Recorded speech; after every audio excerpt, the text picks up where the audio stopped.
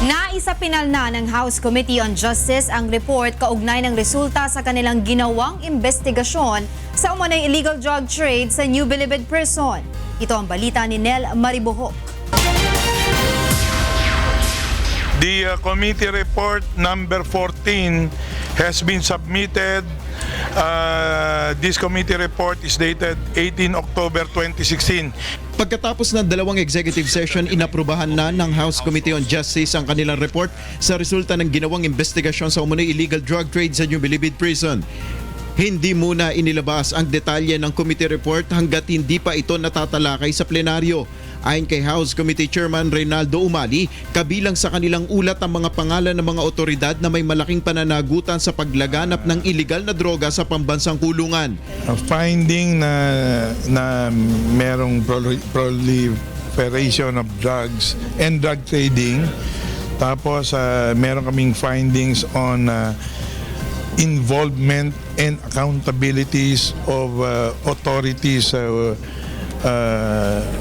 that has supervision and management and control over the New Bilibid Prison. Bagamat nakalakip sa kanilang ulat ang mga personalidad na may pananagutan sa usapin, naninindigan ng komite na hindi sila magre-rekomenda ng prosekusyon at ipapaubayan na lamang nila ito sa Department of Justice.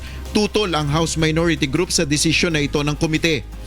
We feel it's not fair considering the seriousness of the case. Inaasahan bago mag-break ang Kongreso ngayong linggo ay tatalakayin ang detalye ng naturang committee report sa plenaryo. Samantala, kaugnay pa rin ang naganap na investigasyon sa Bilibid illegal drug trade, ipinakita ni Magdalo Party List Representative Gary Alejano ang kopya ng sulat mula sa Board of Pardon and Parole kaugnay ng pending request ng 5 sa 12 tumestigo sa pagdinig na mabigyan ng pardon o executive clemency na posibleng umanong maging reward sa kanilang ginawang pagtestigo. Pwedeng gamitin kasi ito na reward sa kanila dahil nag-testify sila.